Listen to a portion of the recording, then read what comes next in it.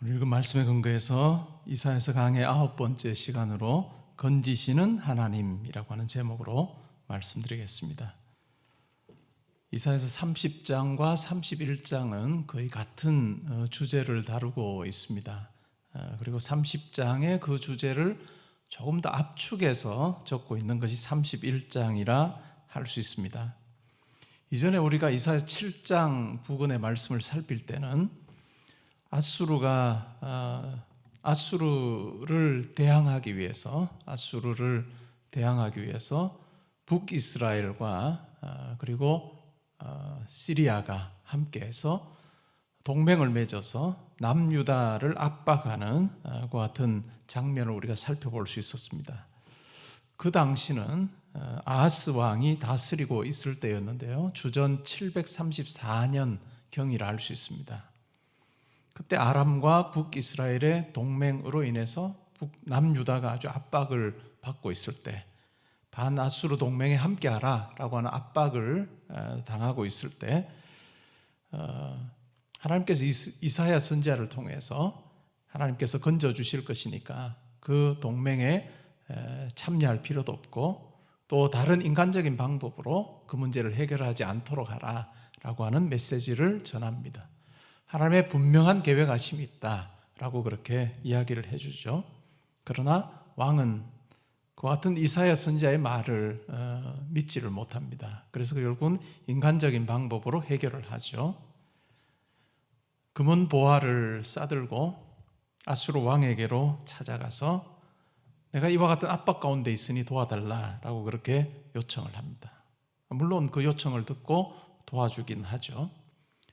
그런데 이 유다의 왕이 아수르가 섬기는 그 신의 신전, 그리고 신에게 제사를 드리는 제단의 모양을 본떠서 그것을 유다의 성전에도 일부 도입하고 또 제단 모양을 바꾸기도 하는 그 같은 일을 해버립니다.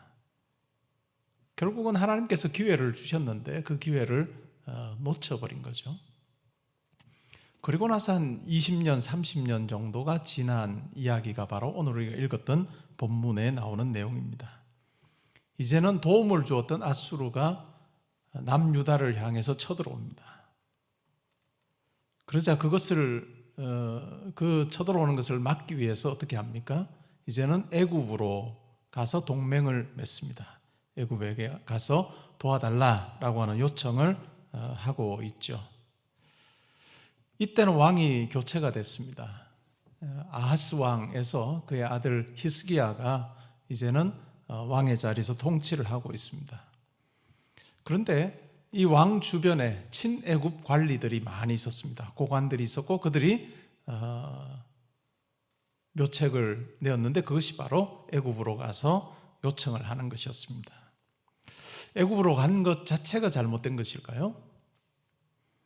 우리가 창세기를 보면 기근을 맞았을 때 야곱과 그의 아들들이 애굽으로 내려갑니다. 하나님께서는 요셉을 미리 준비시키셔서 이 기근 때에 하나님의 백성들이 이 세상에서 어려움을 당하지 않도록 그렇게 놀라운 하나님의 손길을 미리 준비해 두시고 그들로 그것을 누리게 하셨던 것을 우리는 잘 압니다. 아브라함의 경우에는 기근을 당했을 때 애굽으로 내려갔고 말씀은 너무나도 분명하게 그것은 잘못된 행동이었다라고 그렇게 평가를 합니다. 이삭의 경우도 마찬가지죠. 기근을 맞아서 애굽으로 내려가려고 할 때 창세기 26장 2절에 보면 애굽으로 내려가지 말라라고 그렇게 명령하십니다. 예수님의 부모님 요셉과 마리아는 헤롯 왕을 피해서 애굽으로 내려갔습니다. 이렇게 보면 애굽으로 내려간 것 자체가 잘못된 것 같지는 않습니다. 그러면 무엇이 문제였을까요? 이사야서 30장 2절에 보면 이렇게 적고 있습니다. 그들이 바로의 세력 안에서 스스로 강하려 하며 애굽의 그늘에 피하려 하여 애굽으로 내려갔으되 나의 입에 묻지 아니하였도다. 애굽으로 내려간 것 자체가 잘못된 것이 아니라 하나님께 여쭈어보지 않은 것입니다. 하나님께 기도하지 않고 그 상황 가운데서 자기들이 옳은 대로 생각하고 판단을 내려서 애굽으로 간 것, 그것이 잘못되었다라고 하는 것입니다. 우리가 읽은 말씀에도 보면 그렇게 생각했던 사람들은 애굽의 말을 의지하고 병거가 많음과 마병이 강함을 의지했다라고 하는 것입니다. 그러니까 이스라엘의 거룩하신 하나님을 앙모하지 아니하고 여호와를 구하지 아니하고 눈에 보이는 도움이 될 만한 애굽으로 내려가서 그들에게 도움을 구하는, 하나님은 뒷전에 있고 눈에 보이는 사람을 더욱더 의지했던 그와 같은 모습입니다. 그러한 것을 보고 하나님께서는 기뻐하지 않으셨습니다. 2절에 보니까요, 여호와께서도 지혜로우신즉 재앙을 내리실 것이라 그의 말씀들을 변하게 하지 아니하시고 일어나사 악행하는 자들의 집을 치시며 행악을 돕는 자들을 치시리라. 백성들의 지도자들과 또 이스라엘을 돕는 애굽을 치실 것에 대해서 이야기합니다. 2절에 보면 여호와께서도 지혜로우신즉이라고 하는 이 표현은 자기들의 지혜를 따라서 애굽으로 내려간 그 사람들, 그 지혜를 비꼬는 듯한 그와 같은 표현이라 할 수 있습니다. 여호와께서도 지혜로우신즉이라고 그렇게 이야기를 하고 있죠. 이사야서 30장 6절 이하에 보면 애굽으로 내려가는 사신들의 그 모습을 그리고 있습니다. 재물을 어린 나귀 등에 싣고 보물을 낙타 안장에 얹고 암사자와 수사자와 독사와 불뱀이 나오는 위험하고 곤고한 땅을 지나서 무익한 민족에게 갔다라고 그렇게 이야기하고 있습니다. 그들이 도움을 바라고 간 애굽은 전혀 도움이 되지 않는다라고 이야기하면서 애굽은 가만히 앉은 라합일 뿐이다 이렇게 말합니다. 여기서 말하는 라합은 난폭자 혹은 압제자라고 하는 의미입니다. 근데 가만히 앉아있는 라합이에요. 가만히 앉아있는 압제자예요. 아무것도 할 수 없음에 대한 이야기를 하고 있습니다. 이렇게 내려가는 모습 보면요, 정말 좋은 것 다 싸들고 애굽의 도움을 얻으러 가는 그러한 모습을 보면 그 가는 길이 참 위험함에 대한 이야기를 하고 있죠. 암사자와 수사자와 독사와 불뱀이 나오는 위험하고 곤고한 땅을 지나서 아무 도움이 되지 않는 민족에게 내려갔다라고 그렇게 이야기합니다.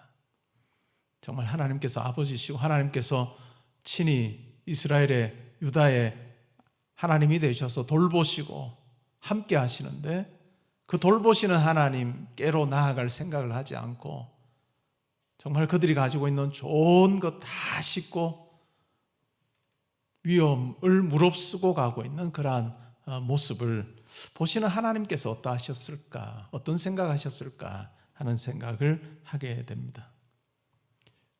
이 구절을 읽으면서 과연 내 모습은 어떠한가, 우리의 모습은 어떠한가 한번 생각해 보게 됩니다. 하나님께서 우리와 함께 하기를 원하시고 우리 가운데 하나님의 귀한 일을 이루시기를 원하시는 그러한 하나님이 우리 가까이 계시는데 과연 나는 다른 어떤 것을 더 의지하며 살고 있지 않은가 하는 생각을 해보게 됩니다. 얼마나 이러한 모습이 어리석은지요. 3절에 이렇게 말합니다. 애굽은 사람이요 신이 아니며 그들의 말들은 육체요 영이 아니라 여호와께서 그의 손을 펴시면 돕는 자도 넘어지며 도움을 받는 자도 엎드러져서 다 함께 멸망할 것이다. 애굽은 사람이고 그들의 말 또한 육체여서 힘없고 죽을 피조물이다 라고 하는 이야기를 하고 있습니다. 근데 하나님은 어떠실까요? 하나님은 창조주이시고 인간과는 완전히 다른 신이심에 대해서 이야기를 하고 있습니다. 이러한 하나님 외에 다른 것을 의지하는 그와 같은 이 유다 백성들을 향해서 마치 토기장이가 그릇을 다 깨버려서 이제는 물 웅덩이에서 물을 떠먹을 것이 아무것도 없는 그와 같은 형편에 이스라엘 이 유다 백성들이 있게 될 것이다 라고 그렇게 30장에 보면 이야기합니다. 그러나 하나님께서는 하나님을 의지하지 않고 다른 것을 더욱더 신뢰함으로 나아갔던 이 자기 백성을 하나님께서는 그냥 완전히 버리지 않으십니다. 하나님께서는 기회를 주시는 것이죠. 돌이켜 조용히 하나님을 의지하는 것이 필요하다라고 그렇게 이야기하시면서 기다리고 계십니다. 이 유다의 형편이 어떻게 될 것이냐 하면, 한 사람이 소리 지르면 수천 명의 사람들이 도망하고, 5명이 소리 질러도 다 도망하고, 마침내는 싸울 사람 하나 없이 산꼭대기에 깃발을 들고 서 있는 사람 하나 남은 그와 같은 모양새가 될 것에 대해서 이사야 30장에서 이야기를 하고 있습니다. 그럼에도 불구하고 하나님께서는 기다리십니다. 왜 기다리실까요? 은혜를 베풀기 위해서 기다리고 계십니다. 긍휼을 베푸시기 위해서 기다리고 계십니다. 물론 환난의 떡과 고생의 물을 주시겠다고는 하시지만, 그러나 그 상황 가운데서 잠잠히 기다릴 때 하나님을 만나게 될 것이라고 이야기합니다.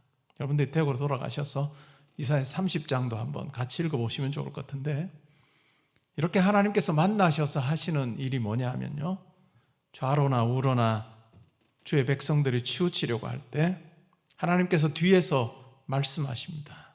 이것이 바른 길이니 너희는 이리로 가라 라고 말씀하심으로 자기 백성을 인도하시겠다라고 그렇게 말씀합니다. 그리고 기다리고 하나님을 의지할 때 뿌린 씨에 비를 주어서 곡식이 풍성하게 할 것이고, 가축이 광활한 목장에서 먹게 할 것이고, 또 밭가는 소와 어린 나귀도 먹이를 맛있게 먹게 될 것이다 라고 이야기합니다. 그러면서 하나님께서 자기 백성의 상처를 싸매어 주실 것이라고 그렇게 30장에서 이야기합니다. 오늘 우리가 읽었던 31장 4절 5절에도 보면요, 하나님은 젊은 사자처럼 시온을 지키실 것이라고 이야기합니다. 그리고 새끼를 보호하기 위해서 날개를 치는 새처럼, 독수리처럼 자기 백성을 지키실 것이라고 이야기를 합니다. 동물의 왕인 맹수, 사자처럼, 그리고 하늘의 새 중에서 왕이라 할 수 있는 독수리처럼 자기 백성, 자기 새끼를 돌보는 그러한 모습으로 자기 백성 가운데 함께 하실 것이다 라고 그렇게 이야기합니다. 그러면서 6절에 보시면요, 이스라엘 자손들아 너희는 심히 거역하던 자에게로 돌아오라 라고 그렇게 말씀하고 계십니다. 나에게로 돌아오라, 하나님께로 돌아오라 라고 그렇게 말씀을 하시는데요, 하나님께로 돌아올 때 해야 될 일이 있습니다. 그게 뭘까요?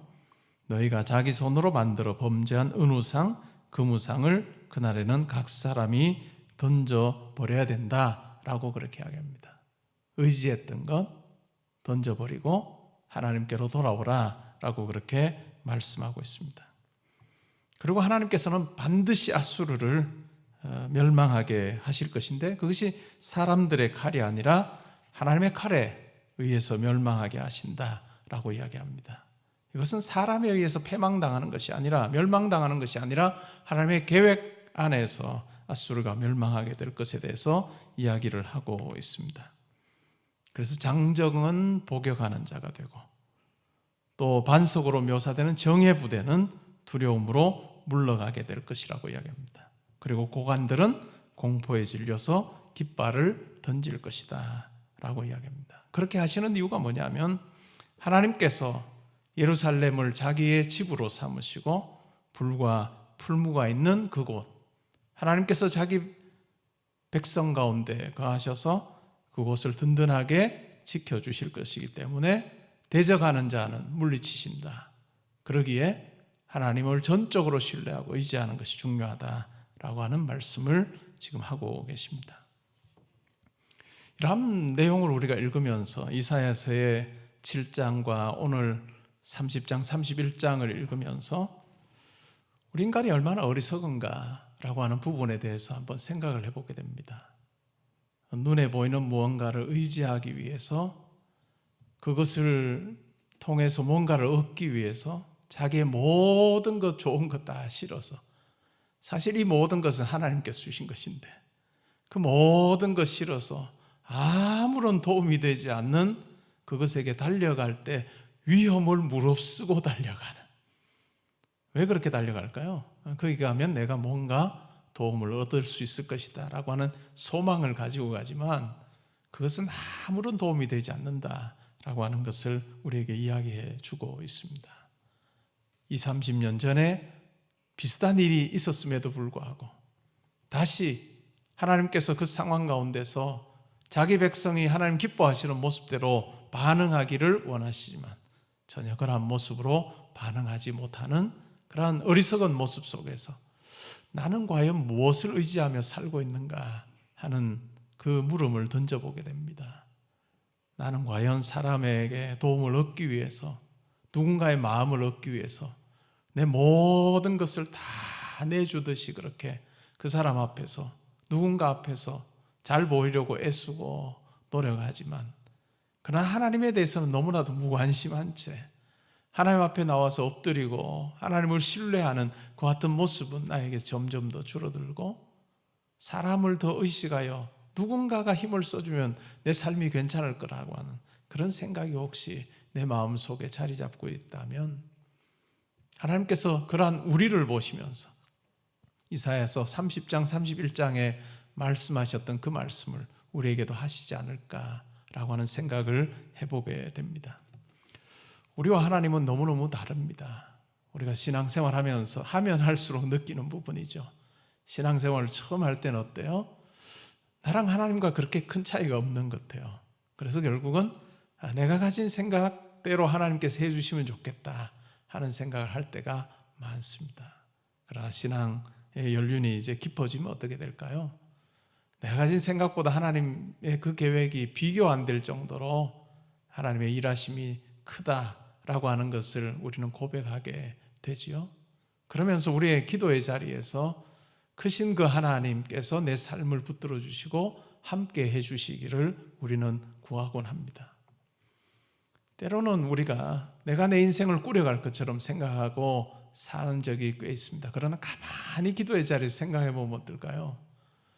내가 때로는 생각하지도 못했고 나는 꿈에도 생각하지 못했던 그 일들이, 그 어떤 일들이 우리 가운데 찾아오는 경우가 많습니다. 이것은 내가 만든 일도 아니고 내가 계획한 것도 아닌데 나에게 주어지는 경우들도 꽤 있습니다.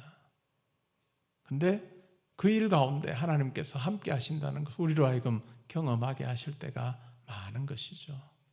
그래서 내가 계획해서 꾸려가는 삶이 아니라 크신 하나님의 계획 안에서 내 삶 가운데 하나님께서 개입하셔서 이루어 가시는 삶이다 라고 하는 고백을 하게 될 때 우리의 기도의 자리에서 하나님을 향해서 온전히 신뢰하는 마음을 가지게 됩니다. 때로는 내가 바라는 어떤 기도의 제목이 있다 할지라도 항상 여지를 두고 우리는 기도하게 됩니다.